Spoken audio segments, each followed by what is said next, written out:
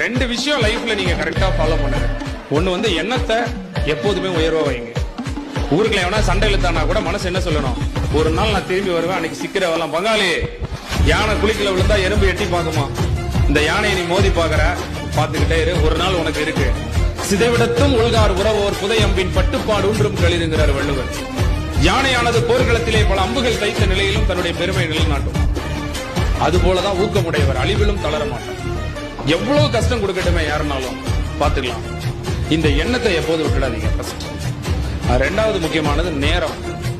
எண்ணத்தையும் நேரத்தையும் மட்டும் தயவு செஞ்சு பயனுள்ளதா நீங்க கழிச்சீங்கன்னா நிச்சயமா 100% உங்களுக்கான லைஃப் உங்கள்ட்ட வந்து. அவ்வளவுதான்.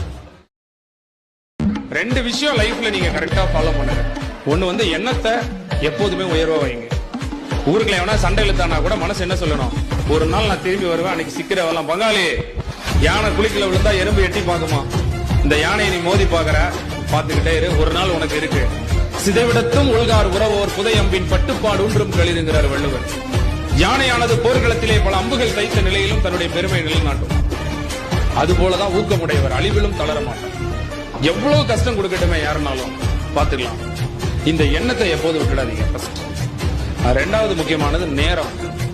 எண்ணத்தையும் நேரத்தை மட்டும் தயவு செஞ்சு பயனுள்ளதா நீங்க கழிச்சீங்கன்னா நிச்சயமா 100% உங்களுக்கான லைஃப் உங்கள்ட்ட வந்து. அவ்வளவுதான்.